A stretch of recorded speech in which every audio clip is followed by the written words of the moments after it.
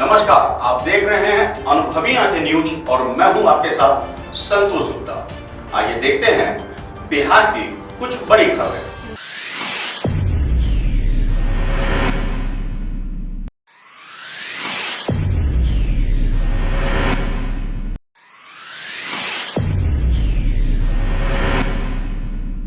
बिहार में विधानसभा चुनाव को ध्यान में रखते हुए बिहार का सत्य जानने और बताने के लिए पूर्व वित्त मंत्री यशवंत सिन्हा हर जगह दौरा कर रहे हैं। आपको बता दें कि वे भागलपुर भी पहुंचे। भागलपुर की सिल्क नगरी के रूप में मशहूर और ख्याति प्राप्त उद्योग अब समाप्त होने के कगार पर पहुंच चुकी है। बेहद दयनीय हालत में है सिल्क नगरी। ऐसे में उन्होंने क्या कुछ कहा, देखिए इस खास रिपोर्ट में।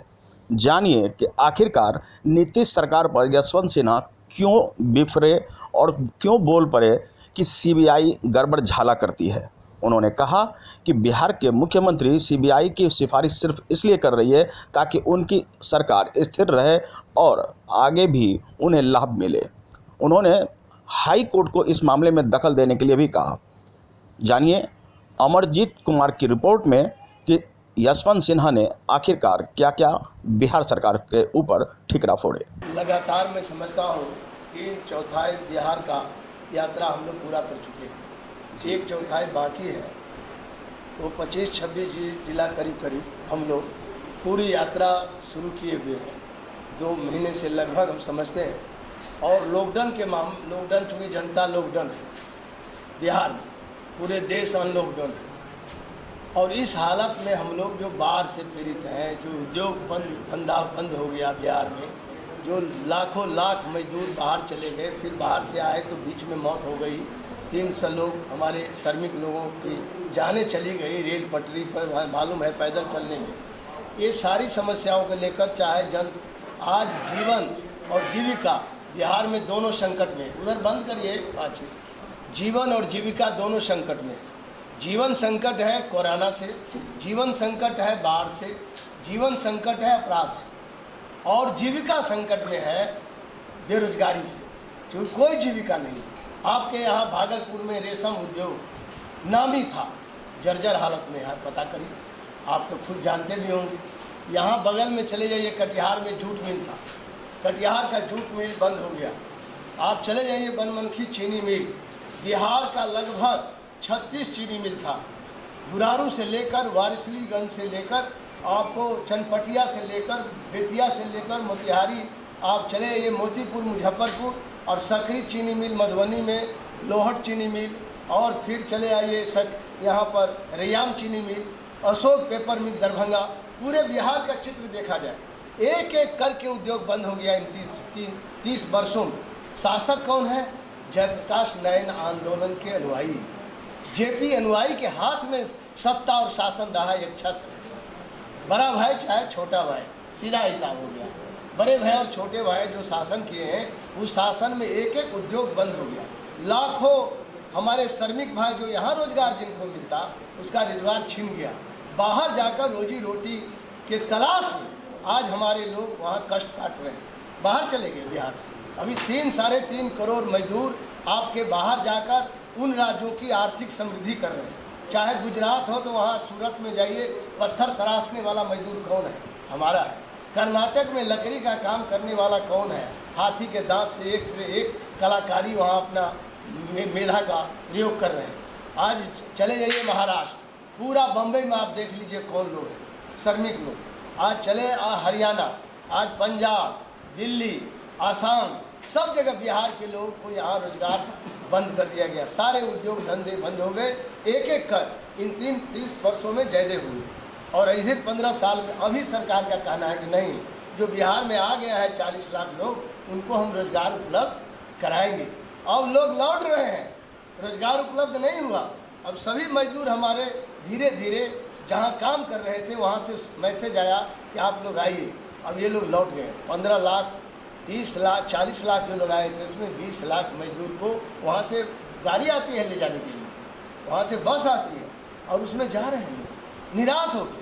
मैं कह रहा हूँ इस कोरोना में, यदि मैंने जो 1996 में भारत सरकार में कैबिनेट मंत्री था फूड और सप्लाई, देवगौड़ा जी प्रधानमंत्री थे, उस समय हमने एक योजना बनाया जो जन वितरण प्रणाली था उसको हमने रिवैम्प कर दिया, पूरी तरह बदल दिया। उनका नाम रखा लक्षित सार्वजनिक वितरण प्रणाली TPDS। PDS को कन्वर्ट कर दिया TPDS में, फोकस ऑन ओनली पुअर।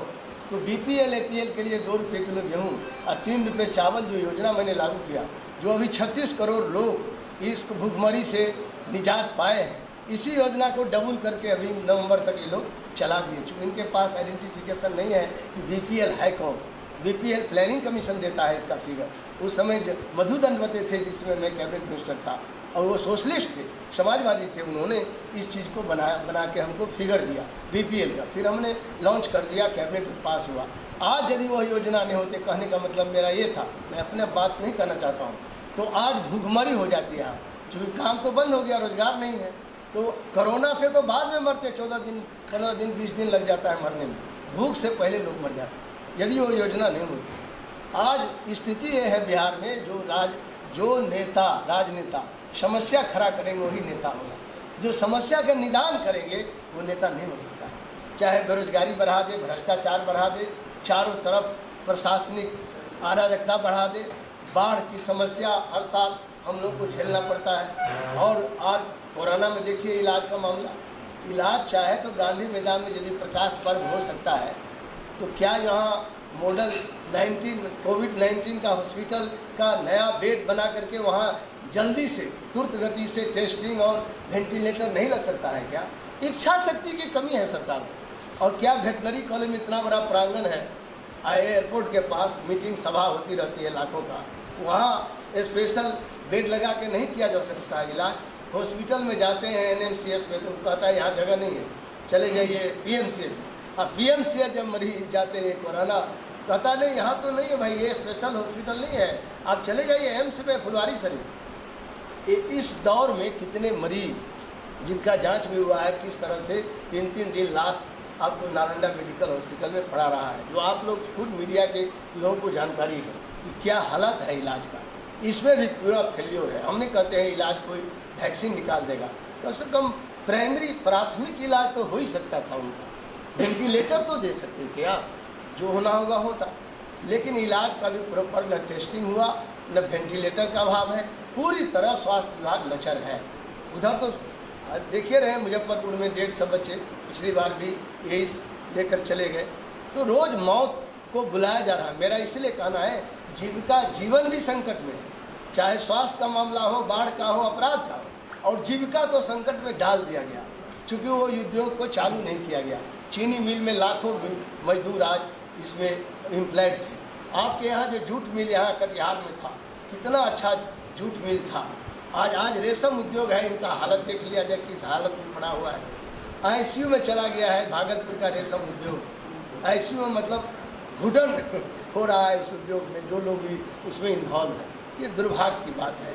और बहुत आश्वासन तो बहुत दिया जाता है, धरती पर कुछ उतरता नहीं। तो हम लोग का मिशन है बदलो बिहार बनाओ बेहतर बिहार का मिशन यही है कि जो 15 साल का नारा दे रहे हैं, ये एक धोखा है। क्योंकि अब हम लोग गए थे अब जर्मनी, उस समय जब मिनिस्टर थे, जर्मनी में कहा डू यू लाइक कॉफ़ी और टी, तीसरा कुछ नहीं कहा। यहाँ कहा जाता है जनता को 15 साल बनाम 15 साल, मतलब तुम्हारा 15 साल इस 15 साल से बेटर है। और सड़क के बारे में क्या कहना पूरे बिहार?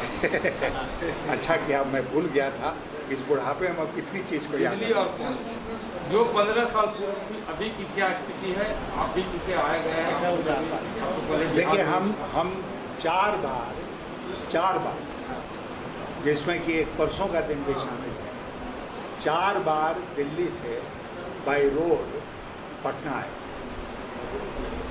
ठीक है, आप जब दिल्ली से चलते हैं तो लखनऊ तक का एक पहले नोएडा का एक्सप्रेसवे है, फिर उसके बाद आगरा लखनऊ एक्सप्रेसवे है, जो कि 6 लेन का एक्सप्रेसवे है एक्सेस कंट्रोल के साथ। उसमें गाय भैंस ये सब नहीं रहती है सड़क पर, कोई अवांछित ट्रैफिक भी सड़क पर नहीं रहती है। तो लगभग 550-600 किलोमीटर का सफ़र जो है वो नोएडा जहाँ हम रहते हैं वहाँ से लखनऊ तक का हम लोग 6 घंटे में करते हैं। उसके बाद वहाँ से चलते हैं तो बिहार बॉर्डर तक 4 लेन है गोपालगंज। तो गोपालगंज गोरखपुर से होके आने में 5-6 घंटा और लगता है। और उसका जहाँ बिहार इंटर किए, चाहे बनारस से कीजिए मोहनिया होते हुए, चाहे बक्सर से कीजिए, चाहे गोपालगंज से कीजिए, वहाँ से पटना आने में 6 घंटा और लगता है। क्यों लगता है? अभी हमने कहा अपने ड्राइवर को कि भाई वाराणसी और मोहनिया होकर हम लोग कोचस जाएंगे, कोचस से फिर आरा आएंगे और वहाँ से पटना आएंगे। रात को हम लोग पहुँचे। मैं आपसे सचमुच कह रहा हूँ, मैं रो रहा वहाँ पर सड़कों की हालत देख। अभी जिस रास्ते बात कर रहे हैं स्टेट, नहीं, नेशनल हाईवे, स्टेट हाईवे, सबका वही बुरा हाल है। आप यही नॉर्थ बिहार की बात कीजिए, पटना से मुजफ्फरपुर, मुजफ्फरपुर से पिपरा कोठी, पिपरा कोठी से गोपालगंज, या PWD की हो, चाहे नेशनल हाईवे हो। यूपी में ठीक है, बिहार में सब कुछ गड़बड़ है। और शहरों के अंदर अगर आप घुस गए तो शहरों के अंदर सड़कों की हालत इतनी खराब है जिसका वर्णन नहीं किया जा सकता है, और जिसको अभी मैं झेलते हुए आ रहा हूँ। तो इसके लिए कौन जिम्मेदार है? जाहिर है आप नहीं जिम्मेदार हैं, हम नहीं जिम्मेदार हैं, सरकार ही जिम्मेदार है। तो जो बेसिक इंफ्रास्ट्रक्चर है, आधारभूत संरचना, सड़क, उस सड़क का आज के दिन बिहार में क्या हाल हो गया, उसमें आप देखेंगे एक आंकड़ा हम लोगों ने दिया है ग्रामीण सड़कों का। प्रधानमंत्री ग्राम सड़क योजना जो मेरे टाइम में ही शुरू हुई थी, उसका भी आंकड़ा उसमें है। तो कोई भी सड़क आप उठाइए, मुख्यमंत्री संपर्क, ग्राम संपर्क योजना सड़क है ना, एक प्रधानमंत्री सड़क संपर्क योजना, हाँ, प्रधानमंत्री, मुख्यमंत्री ग्राम संपर्क, हाँ, उस पर आप चलिए, रोना आएगा। तो कभी हुआ था काम बिहार में सड़कों का, लेकिन सड़कें कुछ परमानेंट नहीं बनती है ना, टूटती हैं, रिपेयर नहीं होने के बाद बहुत ख़राब हालत हो जाती है। और बिहार की अधिकांश सड़कों का खास्ता हाल आज के दिन है। ये स्थिति सड़कों की है। बिजली मैं तो पटने में रह रहा हूँ। कल रात को हम लोग सर्किट हाउस मुंगेर में रुके थे। रात में 5-6 बार बिजली, जब पंखा बंद हो गया, नींद खुली तो देखा बिजली गायब। पटने में कई बार नहीं था, नहीं ऑब्वियसली नहीं था, या चौकीदार सो गए हैं तो नहीं चलाए, कोई ये होगा इन्वर्टर के अलावा भी वो क्या बोलते हैं उसको, जनरेटर। तो कभी बिहार में सुशासन का नाम हुआ था, ठीक है ना, वेदों के पहले एक काल था जब बिहार में सुशासन था। अब केवल सुशासन बाबू बचे हैं, सुशासन नहीं बचा। आप भी सर वित्त मंत्रालय में रहे थे, ऐसी आज तक कभी कोई योजना है? वित्त मंत्रालय में तो जसवंत इन्होंने हैंड ओवर किया सर आपको, इसीलिए हम आपसे पूछ रहे हैं। नहीं, मैं वित्त मंत्रालय भी है, जसवंत जो आए थे। तो बुनकरों के लिए सर कोई फूड पॉलिसी आपने लाया था क्या अलग से? क्या, किन के लिए? बुनकरों के लिए कोई अलग से फूड जी जी जी, फूड लाए थे। यही तो मैं आपको कहने वाला था। जो BPL क्लास है, एक भी बुनकर नहीं है जो BPL से बाहर है। BPL का मतलब हुआ बिलो द पॉवर्टी लाइन, यानी गरीबी रेखा के नीचे जो रहने वाले लोग थे, उनका प्रथम उद्देश्य था कि उनका पेट दोनों शाम भरे, क्योंकि वो जो कमाई करते थे हैंडलूम से, उससे उसका दोनों शाम चावल गेहूँ नहीं चल पाता था। बहुत 12 रुपये 14 रुपये, आज तो बेसी दाम हो गया उस, इसलिए हमने फिक्स कर दिया कि इतने ही में आपको अनाज मिलेगा। और हमने और भी किया, जो ज़्यादा काम करेगा बुनकर या मजदूर ज़्यादा काम करेगा, उसके लिए हम लोगों ने पीला कार्ड निकाला। पीला कार्ड का मतलब ये है कि यदि आपको तो राशन कार्ड के आधार पर मिलेगा 25 किलो का भी मिल रहा है, वो 35 किलो है, लेकिन ये लोग ट्रक का भाड़ा जोड़ के स्टेट कहता है हम नहीं देंगे, तो केंद्र में से काट लेंगे, तो इसलिए 25 किलो देता। इसमें हम और कह दिए कि जो पीला कार्ड इसलिए बनाए गए हैं उनको एक्स्ट्रा अनाज मिलेगा, ताकि वो साबुन भी खरीद लगा सके।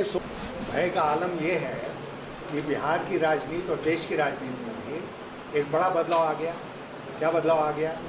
ये बदलाव आ गया कि सब लोग पटने में बैठ के बयानबाजी कर, और जो भी कारण हो हम लोग जिलों में घूम रहे हैं, मीडिया से भी बातचीत कर रहे हैं, लोगों से भी बातचीत कर रहे हैं, लेकिन हम लोग कम छपते हैं, कम दिखते हैं। जो पटने में बैठ कर बयानबाजी करते हैं, ट्वीट कर देते हैं या एक बयान दे देते हैं, वो खूब छप रहे हैं। ये एक षड्यंत्र है 15 साल बनाम 15 साल। और माफ़ कीजिएगा, आप सब मीडिया के मित्र हैं, हमको एक मीडिया के बहुत वरिष्ठ साथी मिले पटना में, ऐसी बातचीत उनसे हो रही थी तो उन्होंने हमसे एक प्रश्न पूछा।